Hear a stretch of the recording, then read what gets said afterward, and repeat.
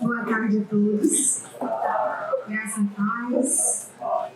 É muito bom estar aqui no primeiro seminário para pais educadores do RN, proposto pela Kairos, consultoria educacional. Vocês, os que não conhecem ainda, não sabem o que é a Kairos, terão a oportunidade de nos conhecer nessa tarde, uma tarde muito festiva. Nós estamos muitíssimo felizes de estar aqui nesse lugar. Nós trabalhamos bastante, nos planejamos, foram muitas mãos que fizeram este dia acontecer. Nós estamos muito gratos a Deus por isso.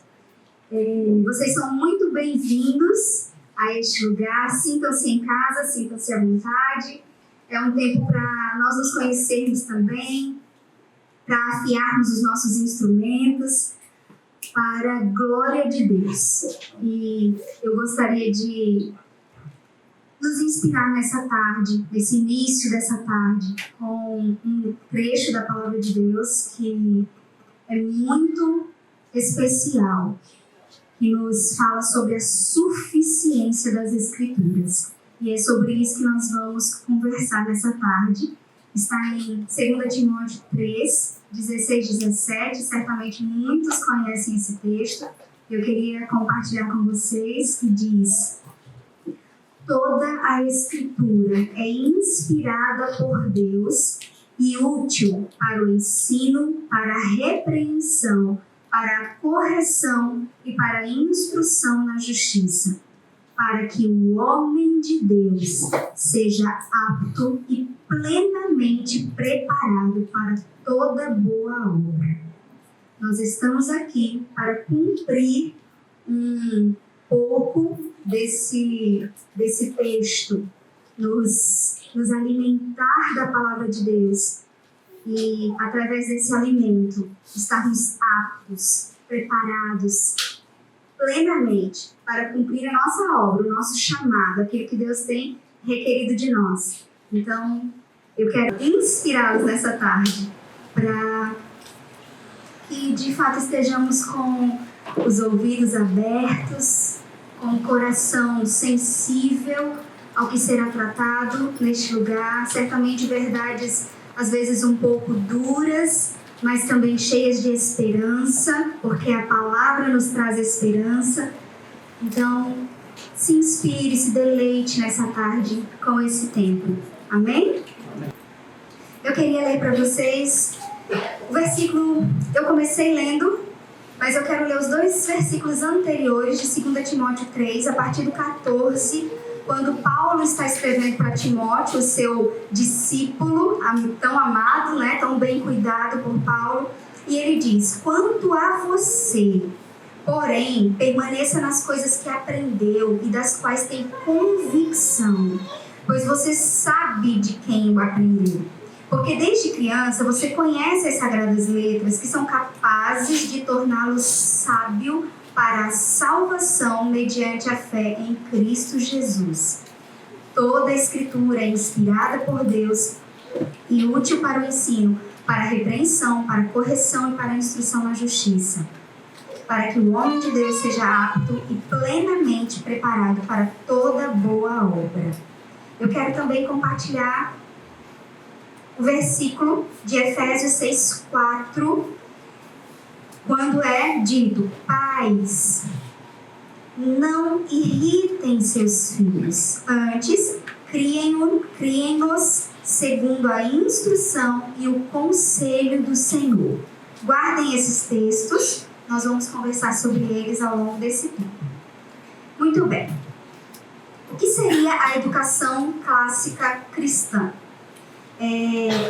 Dorothy Sayers escreveu um livro, As Ferramentas Perdidas da Aprendizagem. E vejam o que ela nos diz sobre a educação. Os estudantes aprendem mais disciplinas, mas sabem cada vez menos sobre qualquer coisa. Eles não conseguem distinguir fato de opinião ou plausibilidade de prova. São incapazes de apresentar com clareza um argumento e são incapazes de permanecer em um ponto sem adicionar material irrelevante. Eles não definem termos e são incapazes capazes de compreender como um termo pode ser utilizado de formas diferentes. Eles falam uma língua, mas com uma sintaxe não apurada. Eles não são capazes de aprender uma nova disciplina por si mesmos. Eles não fazem conexão entre diferentes disciplinas. Em outras palavras, nós, em nossa cultura, graças ao milagre da moderna educação, perdemos as ferramentas de pensar e de aprender por nós mesmos. Esse é um raio-x, um retrato da nossa educação, não é verdade? Não é assim que as pessoas estão, que as crianças estão, que os universitários com mestrado, com doutorado estão, pessoas que sequer sabem interpretar um texto tendo um canudo de doutor. É assim que nós nos encontramos na educação moderna. Muito bem, então qual seria a resposta? Qual a resposta que a Dorothy Sayers dá nesse livro As Ferramentas Perdidas da Aprendizagem? Ela pede um retorno à educação clássica, e é o que nós vamos fazer aqui hoje. Quando nós pensamos em educação clássica, normalmente nos remetemos ao mundo greco-romano. Quando se fala em educação clássica, você já pensa logo, Grécia, você pensa em Virgílio, você pensa na Ilíada. Ok, isso faz parte da educação clássica? Faz, e tem o seu valor, sim, mas não é ao mundo greco-romano especificamente que nós vamos retornar quando falamos de educação clássica cristã, ok? Originalmente, paideia é um termo grego que fazia referência ao projeto educacional dos gregos que iniciaria o indivíduo em uma cultura, em uma maneira particular de tornar-se humano, mas acabou se tornando sinônimo do próprio conteúdo dessa cultura, sendo assim o equivalente grego da palavra latina cultura. Veja só, a palavra paideia vem de paidos, criança, que significava simplesmente criação de meninos. No mundo clássico, é uma coisa muito interessante pensando na graça comum.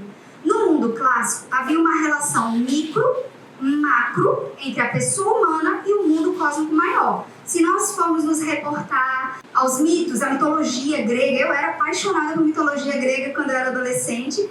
Eu acho que isso acontece com muitas pessoas quando vão estudar história e têm acesso à mitologia grega. É muito apaixonante e atraente mesmo. Mas quando nós pensamos nessa mitologia grega, nós vemos a relação entre os deuses da mitologia grega e os seres humanos.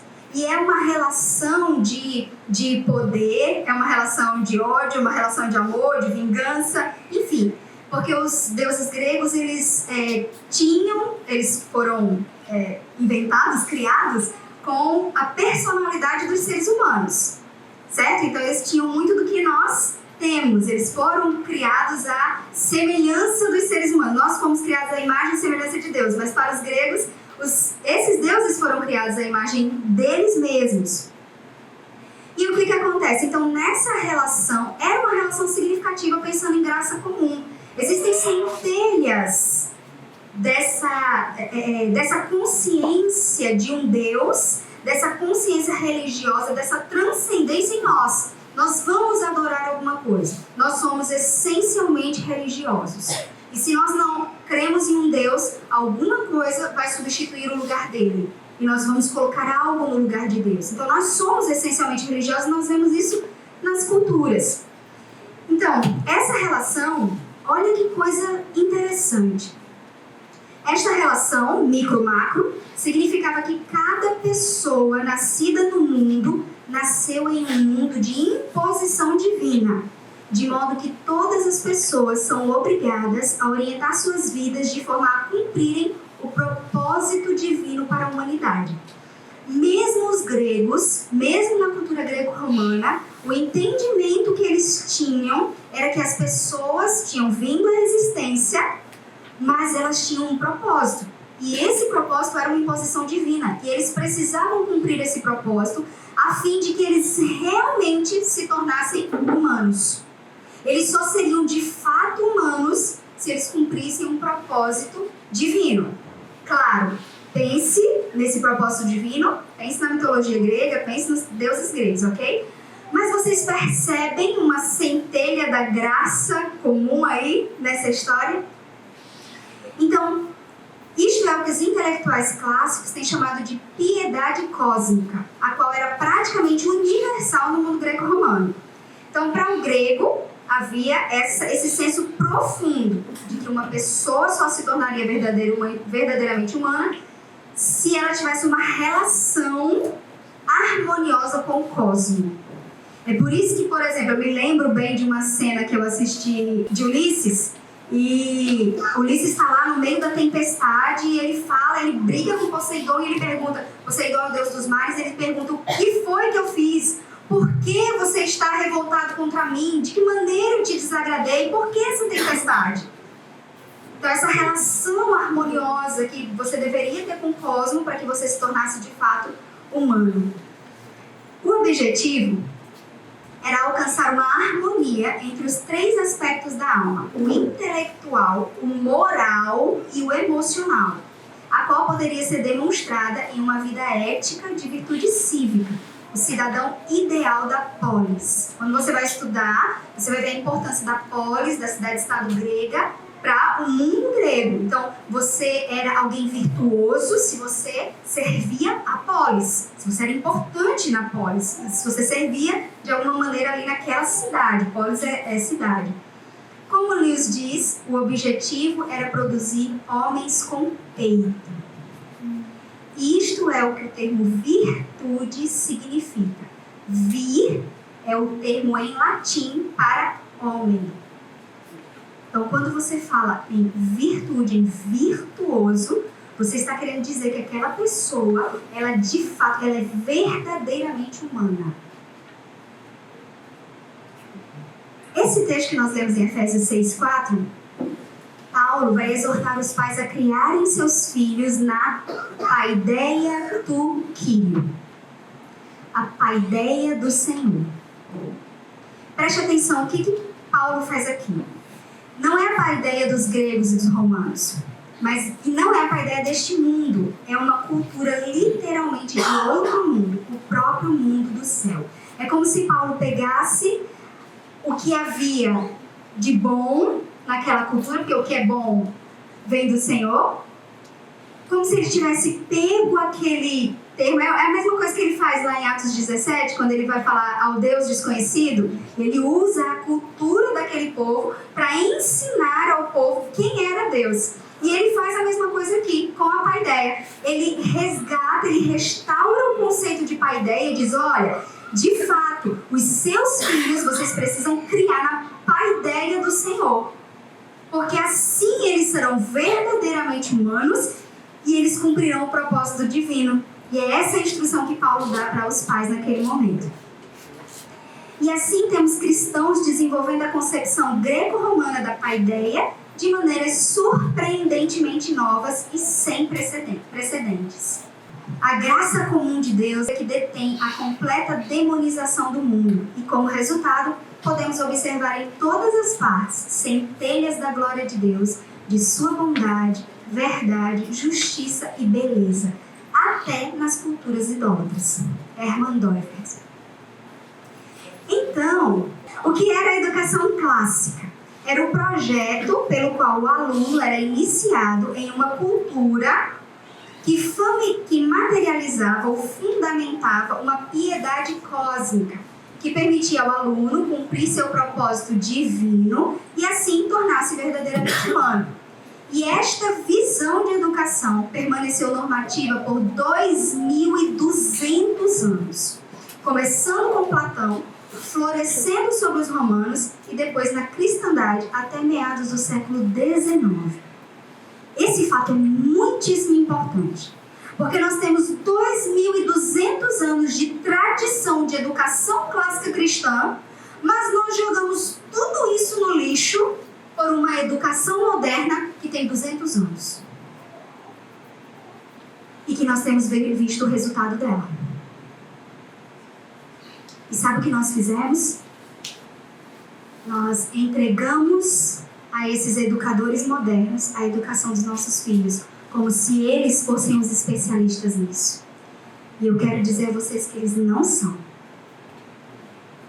Que pode até ter coisas boas que eles digam, mas o que tiver bom, que eles proferirem, é bom porque é do Senhor. E nós precisamos fazer esse retorno à tradição, esse retorno aos escritos antigos. E não é porque tem cheiro de naftalina que é bom. Não, mas é porque é bom de verdade. É porque é bom mesmo. E nós devemos beber dessa fonte, nos alimentar dessa fonte. Porque vai trazer saciedade. Começando, obviamente, pela Escritura Sagrada. Então, o que vai acontecer? Como nós chegamos onde estamos? Com a ruptura da cristandade no século XVII, nós temos no século XVII uma ruptura com a Idade Média, com o teocentrismo. A Idade Média é taxada pejorativamente de Idade das Trevas, e esse conceito a gente sabe que é um conceito absurdo, isso não é nada verdadeiro, mas tem o Renascimento, o humanismo, o homem é colocado no centro de todas as coisas, o homem passa a ser a medida de todas as coisas, nós vamos ter o antropocentrismo e vamos cair no iluminismo. E o iluminismo é frontalmente inimigo de Deus e da palavra dele. O que parece um absurdo, porque quando a gente estuda iluminismo, a gente fica apaixonado, né? É o tempo das luzes, são os homens iluminados, os grandes pensadores. Pensadores como Rousseau, que vai dizer que o homem é um produto do meio. Ou seja, no homem não há pecado. No homem não há corrupção. O problema dele é a sociedade. E é daí que vem o conceito de vitimização da sociedade. O vilão, né, aquele que pratica crimes, que faz coisas horrendas, ele se torna vítima da sociedade porque, na verdade, ele é produto do meio. Se o meio fosse bom, ele seria bom também. Então, por isso, não há culpa nele. E não há nada mais antibíblico do que isso, né? Então, o que vai acontecer? A gente tem a ruptura com a cristandade no século XVII, mas é só o começo. E aí nós temos o século XVIII, o iluminismo, nós temos o século XIX, que é um século crítico do pensamento, o século que nós temos pessoas como Darwin escrevendo A Origem das Espécies, nós temos Nietzsche dizendo Deus está morto, nós temos tantos outros pensadores, Marx, e aí nós sofremos terrivelmente as influências da produção de Marx. Depois, século XX, nós temos tantos outros, tanta literatura nefasta de verdade. Nós temos Antônio Gramsci, por exemplo, que vai influenciar a nossa cultura, a destruição, o processo de destruição da civilização ocidental de uma forma terrível. E nós estamos vivendo isso no nosso país, nós estamos vivendo isso nas nossas igrejas, nós estamos vivendo isso. Essa influência. E nós precisamos voltar, nós precisamos nos arrepender, ver onde caímos e dizer, Deus, nos ajude. Porque agora a gente tem uma grande obra para fazer. Queridos, nós temos uma grande obra a ser feita. Vocês estão aqui hoje.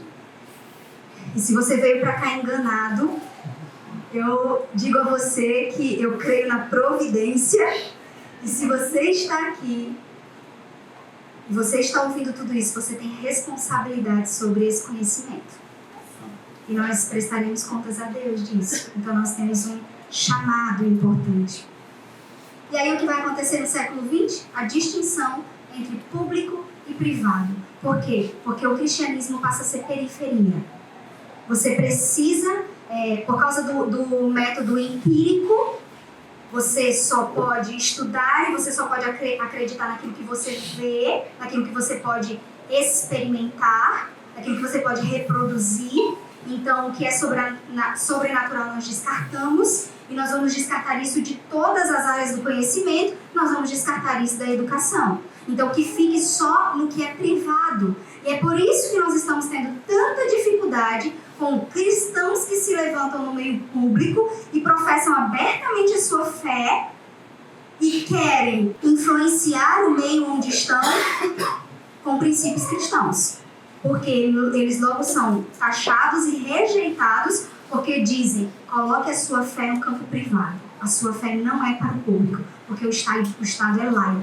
E não tem nada mais mentiroso no nosso país, por exemplo, quando nós dizemos que o Estado é laico. Porque, na verdade, o Estado brasileiro está se tornando um Estado ateu. anticristão. Ele nem ateu necessariamente, porque ele até é religioso e crê em muitas religiões, mas ele é especificamente anticristão. E nós sabemos que, nós olhamos para a história, nós vemos Roma, era assim que acontecia também. Mas nós vemos o que os nossos irmãos fizeram, dando de fato a vida por sacrifício, se necessário, para restaurar aquele lugar, aquela nação, aquele império, enfim.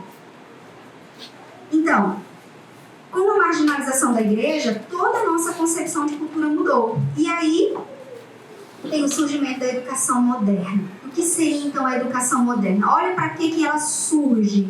Ela tem um propósito específico. A educação moderna deve, por definição, ela nasceu para isso. Este é o propósito dela. Perpetuar e enculturar uma dicotomia entre a ciência e a religião, o fato e a fé, o conhecimento e a crença. Deve, por definição, afastar os alunos da visão clássica de piedade cósmica e impedi-los de encontrar os valores transcendentes e eternos do que é verdadeiro, bom e belo. A consequência disso é que a alma humana entra ou no colapso de um racionalismo antiético ou de um sensualismo irracional. Olha a consequência, o que nos leva à radical pornificação da cultura pop. E aí, eu quero ler um trecho deste livro. Esse livro tinha Educação Clássica versus Educação Moderna, a visão de C.S. Lewis. E você vai ver que muito do que eu estou falando, inclusive, está nele. E eu achei ele espetacular na sua simplicidade e na profundidade dele. E aí ele diz assim, o autor: desta forma, olhe o raio-x da nossa cultura. Desta forma, Lewis observa a estranha ironia de que, na era moderna, ainda esperamos que essas virtudes estejam presentes em nossa sociedade. Ainda esperamos honestidade, coragem, um compromisso com o bem comum e o desenvolvimento humano. Como conseguimos agir em tamanho contraste? Como podemos ensinar aos nossos alunos, filhos, que a verdade é relativa e ainda esperar que nossos políticos sejam honestos? Como podemos pensar que a beleza está apenas nos olhos de quem vê e depois reclamar do quão ofensiva é a arte financiada com recursos públicos? Como podemos afirmar que a família clássica é apenas uma construção cultural ocidental arbitrária e ainda assim repovoar o planeta? Olha o que está acontecendo na Europa. Tem países sofrendo horrores porque não tem mais filhos. As famílias não têm mais filhos. Eles precisam repovoar aquela nação. E sabe quem são os espertos e inteligentes que estão repovoando? Os muçulmanos. Enquanto os cristãos em Cristo Jesus estão fazendo o quê? Ai, não tem condições de ter filho, gente. A vida moderna, essa correria. Como que a gente vai ter filho? Como podemos destruir a concepção medieval de solidão e contemplação nas repúblicas universitárias e depois tentar impedir que elas se transformem em bordéis que acolhem estudantes, alguns dos quais serão nossos futuros médicos e bioeticistas? E como podemos considerar o cristianismo apenas uma das inúmeras alternativas de autoajuda no estilo programa de auditório, com fins de autorrealização e significado pessoal, mas ainda assim valorizarmos a sacralidade da vida humana? Lewis utiliza as seguintes palavras: e o tempo todo, tal é nossa situação tragicômica. Continuamos a clamar por aquelas qualidades que nós mesmos impossibilitamos de existir.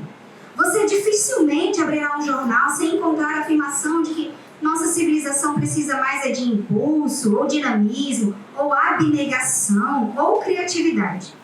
Numa espécie de ingenuidade horrenda, removemos o órgão e exigimos dele sua função. Nós criamos homens sem peito e esperamos deles virtude e ímpeto. Nós ridicularizamos a honra e ficamos chocados quando encontramos traidores em nosso meio. Nós castramos e exigimos dos castrados que sejam fecundos. Como os castrados serão fecundos se nós os castramos? como que os nossos filhos, que as nossas crianças, que os nossos adolescentes terão uma vida feliz, servirão ao Senhor, terão vida em abundância. Como é que eles serão cultos, eruditos, se o que nós oferecemos para eles não é nada disso? É uma educação moderna castradora. E aí, então, Letícia, qual é a solução? O que devemos fazer? Longe de ser aquele livro assim de 10 passos para mudar a sua vida completamente, 5 dias para você emagrecer 30 quilos. Não, nada disso. Mas é algo que funciona, é algo que durante 2.200 anos funcionou. Pessoas colocaram em prática e deu certo. E é o fundamento da nossa civilização ocidental que ainda não ruiu, porque o fundamento é bom. É muito bom o fundamento. Mas se nós não fizermos alguma coisa, ruim. Porque isso já aconteceu ao longo da história. Então, qual seria essa resposta? Por essas razões, é necessário que retornemos a uma educação clássica cristã. E nós temos boas notícias. Nas últimas 3 décadas tem havido um renascimento da educação clássica cristã. No ressurgimento do ensino domiciliar, de escolas, faculdades e universidades confessionais pelo método clássico cristão. O que eu disse no início, não se trata de retornar completamente aos clássicos da cultura greco-romana. Não, nós temos um clássico perfeito, completo, maioral. A Bíblia é a nossa regra de fé e prática. Ela nos ensina o que devemos fazer, então nós temos o clássico dos clássicos. Mas nós temos também outros clássicos que foram escritos e que podem nos ajudar muito nessa trajetória. O que se trata, na verdade, é retornar à ferramenta que eles utilizavam no processo de ensino e aprendizagem. Então, o que seria essa ferramenta? O trívio. Alguns já ouviram falar do trívio? Então, o que seria o trívio? É uma palavra latina que significa onde 3 estradas se encontram. São essas 3 vias da sabedoria: a gramática, a lógica e a retórica. Então, os gregos, na antiguidade clássica, se educavam através do trivium e do quadrivium. Eram disciplinas utilizadas, mas não disciplinas como a gente pensa hoje. Porque quando a gente pensa muito naquela coisa escolarizada, né? De um currículo fechado, inflexível, aquela coisa meio morta, que o menino sai, aprende substantivo do 1º ao 9º ano, mas sai do 9º ano e não sabe o que é um substantivo. E isso nos aflige, isso aflige o coração de um professor, porque pensa assim, meu Deus, será que é incompetência minha? Será que sou eu que não estou ensinando? Aflige o coração do pai e aflige todo mundo. Então, o que seria essa gramática, lógica e retórica? A gramática ensina a dominar os elementos da língua ou da linguagem. Ensinar gramática dá aos estudantes as habilidades de compreensão e habilidade para ler bem e receber conhecimento. Sabe o que nós fizemos? Nós pegamos as nossas crianças daqui, nós puxamos elas para baixo e elas estão num nível, nós olhamos para elas como se elas estivessem num nível tão baixo, que pouquinha coisa que a gente oferece, eu não vou botar ele para memorizar, o Senhor é meu pastor e nada me faltará, porque o bichinho é muito novinho para isso. Nós precisamos memorizar e encher a mente. Esse período da gramática é o período de encher de informações. É o período que eles conseguem aprender várias línguas. Não é assim? Uma criança não tem uma facilidade absurda de aprender várias línguas.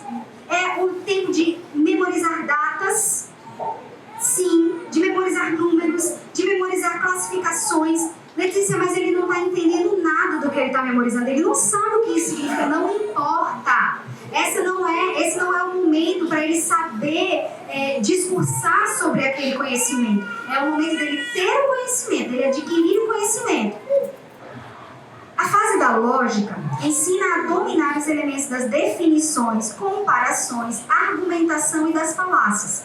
Ensinar lógica é dar aos estudantes capacidade para raciocinar, analisar e compreender. Agora sim, É a hora dele começar a elaborar aquele conhecimento, a analisar, a raciocinar sobre aquilo.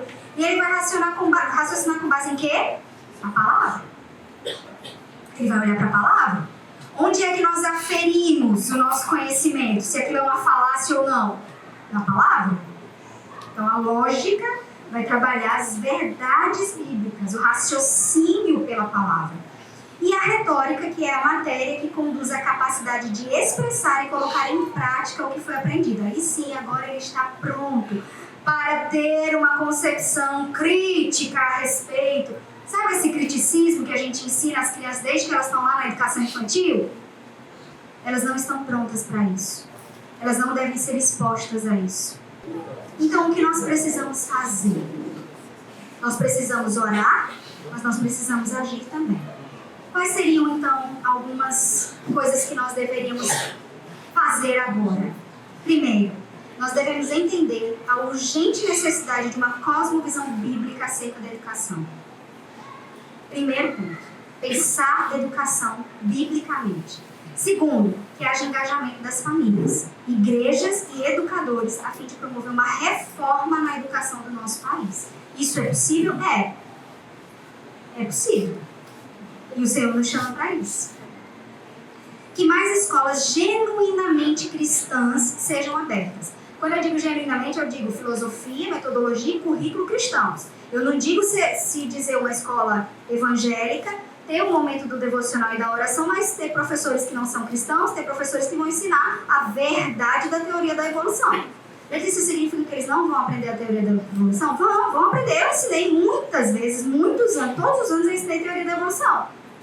Mas eu ensinei a verdade sobre isso. E eu coloquei a teoria da evolução no lugar dela, no lugar de teoria. Ela não é uma verdade inquestionável e irrefutável. Ela é uma teoria. Ela não foi comprovada. Ela não foi reproduzida. Então ela é uma teoria.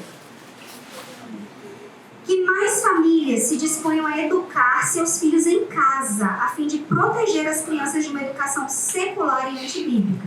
Se você realmente não tem o que fazer, você não tem uma escola cristã bíblica de verdade na sua cidade, você não tem possibilidades de compactuar com aquele ensino que está sendo dado nas escolas, sejam privadas, sejam públicas da sua cidade para os seus filhos. Você foi chamado, Deus está mexendo aí no seu coração e está dizendo, você pode e deve fazer educação domiciliar, então faça. Atenda essa ordem, atenda esse chamado. É para todas as famílias? Não. Todas as pessoas vão ter condições de fazer educação domiciliar? Não. Mas quem tem que fazer? Quem é chamado para isso, não fuja, porque você vai ser cobrado disso.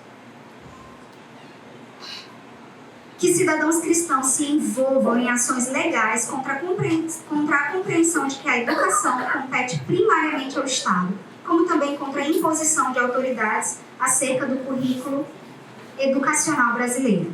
Então, nós não precisamos nos dobrar ao que o Estado ordena.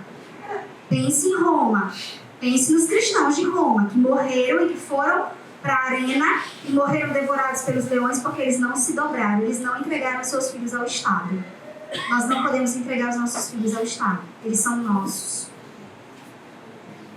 E aí, quais seriam então as frentes de batalha? Esse símbolozinho é a marca da ANED, Associação Nacional de Escolas, Associação Nacional de Educação Domiciliar, já estou pensando no próximo. É uma frente de batalha. Nós temos escolas cristãs, e aí eu coloquei a marca de 2 associações nacionais que têm abarcado muitas escolas cristãs, como a ESEP, que trabalha com abordagem educacional por princípios, escolas de educação por princípios, e a AXE, é uma associação internacional, mas que no Brasil tem crescido muito e tem abarcado também muitas escolas cristãs. E por fim, educação para a integridade. Eu não vou ter tempo, já deu para perceber, né, que eu estou correndo desesperadamente. Eu não vou ter tempo para falar sobre essas coisas. Na verdade, já não teria mesmo, porque dava uma palestra grande para cada uma delas. Mas este livro, Educação para a Integridade, é um livro escrito por doutora Inês Borges. Ela tem uma experiência vastíssima, maravilhosa, e é uma mulher piedosa, e escreveu esse livro para que fosse um referencial teórico que pudesse ser usado, retornando a essa educação clássica para escolas públicas. Então, este material está sendo aplicado numa cidade do interior de São Paulo, Paraguaçu Paulista, uma cidade que todas as escolas adotaram este referencial, escolas públicas. Foi feita uma licitação e essas escolas públicas têm usado esse material. E eu digo aos irmãos que desde que eu ouvi isso, desde que ela me contou o testemunho de como foi chamada para fazer isso, até o presente momento, eu me alegro e eu penso, Senhor, traz isso para a minha cidade, traz isso para este lugar. E tudo começou porque uma prefeita cristã se elegeu e ela disse que queria uma educação diferente para os seus munícipes. Então, isso começou desse despertar no coração desta mulher, dessa prefeita, que resolveu atender o chamado de Deus para uma educação elevada. Então, vocês podem depois dar uma olhadinha aí. Escolas cristãs precisam se levantar de fato, nós precisamos como igreja, Lutero dizia isso, que toda igreja deveria ter uma escola. Não necessariamente que a igreja administrasse a escola, mas que a igreja se envolvesse com a educação e se envolvesse com a escola, de tal forma que de fato ela apoiasse, incentivasse escolas cristãs para que os filhos dos crentes fossem ensinados. Então, a escola deve buscar desenvolver cada vez mais sua liberdade e independência dos controles, padrões e credenciamento do Estado. Olhe esta palavra. O radical da palavra credenciamento é credo. Eu creio. Se o Estado é nosso Senhor, buscamos a aprovação e permissão do Estado. Se Cristo é nosso Senhor, buscamos o credenciamento da sua palavra. E nisso eu não estou incentivando a desobediência civil. Não estou dizendo que não quero mais saber do que o Estado está mandando, nem me submeter às leis do Estado. Mas aquelas que são frontalmente contra a palavra de Deus, eu preciso não me submeter. Eu preciso me rebelar contra. A despeito das consequências, né? Consequências virão, obviamente. Nossos irmãos foram comidos por leões. Eu quero ler para vocês, para inspirar os pais que têm se levantado nessa frente de batalha. É um testemunho no livro Ateísmo na Igreja Primitiva, de Rushduni. Olha só que testemunho lindo que ele dá. Indo de tribunal em tribunal, fico desolado quando vejo cristãos sendo julgados, já que no mundo falta tanta justiça. Algum tempo atrás, fiquei mais do que aborrecido no julgamento de 2 irmãos, Wimbrick e Joseph, na Geórgia. Eram agricultores, santos cristãos, com uma comovente simplicidade e clareza de fé e dedicação. Na verdade, olha que lindo, se eu quisesse retratar o que há de melhor na América e no caráter dela, eu tiraria uma foto da família de Wimbrick e Joseph. Mas eles estavam respondendo em juízo por acusações de crime, porque ensinavam seus filhos em casa. A prova era evidente, inclusive a do superintendente escolar demissionário. Aquelas crianças estavam anos à frente de seus pares no sistema escolar local. Ao final do meu testemunho, respondi ao promotor público que achava extremamente desolador ver homens daquela estatura sendo julgados por acusações criminais quando criminosos violentos perambulavam pelas ruas, soltos pelos tribunais por causa de detalhes técnicos. Fiquei muito feliz ao ver o juiz pegar essa declaração e dizer: escreverei algo e despacharei mais tarde, mas devo dizer aqui e agora que acho este julgamento uma vergonha. E ainda disse ao promotor público: você sabia o que estava fazendo quando acusou de crime e trouxe para o tribunal pessoas desse quilate? Não vou tratar disso com simpatia. Eu achei tão lindo, tão assim, cheio de esperança. Que oremos por mais juízes, que oremos por promotores, que oremos por pessoas que tenham essa visão e defendam essa verdade. Como isso é especial. Muito bem. Essas são as frentes de batalha. Você precisa ver onde você se encaixa. Nós sabemos a corrupção da educação moderna. Nós não somos contra escolas. Não faria sentido para mim ser contra a escola, porque eu de fato amo a educação e trabalhei 14 anos em 2 escolas que são muito especiais. Nós não somos contra a escola, mas nós precisamos realmente entender o chamado do Senhor. Então, se à sua frente, se Deus lhe colocou, se você é um professor dentro de uma escola pública ou de uma escola privada, não confessional, você precisa perguntar a Deus: Deus, o que o Senhor quer de mim aqui? Que eu seja sal e luz. Que eu honre ao Senhor neste lugar. Se você trabalha numa escola cristã, assim também você deve fazer. E não é porque é uma escola cristã que é perfeita. Não é. Nós somos pecadores. Uma igreja não é perfeita, nossa família não é perfeita. Mas é um lugar especial. E nós devemos orar para que muitas escolas cristãs sejam abertas na nossa nação. E se você é uma família que entende e está sendo incomodado pelo Espírito Santo do Senhor para fazer a educação domiciliar, e você entende que isso é o melhor que você pode oferecer para o seu filho, faça. Se sacrifique. Mas faça. Porque esse é o melhor legado que você pode deixar para os seus filhos. É o melhor legado que você pode deixar no mundo. Então, se o Senhor está tocando em você, se o Espírito Santo está falando com você, obedeça. E não se preocupe não, Deus se responsabiliza. Deus vai fazer o que precisa ser feito. E se você tem filhos adolescentes, se você tem filhos adultos, não perca a esperança. O Senhor é Deus, o Senhor não perde controle da história, o Senhor não perde controle da vida dos indivíduos. O Senhor cuida, zela pelos seus. Mesmo se você pensa assim, meu Deus, eu tudo errado, eu não recebi nada disso na minha vida escolar e eu não dei nada disso para os meus filhos. Ore. Tem coisa que não vai dar para desfazer mesmo, não. Não tem como voltar atrás em algumas coisas. Mas daqui para frente, é possível algumas coisas serem revisitadas, repensadas. Um pouquinho da bibliografia, tá?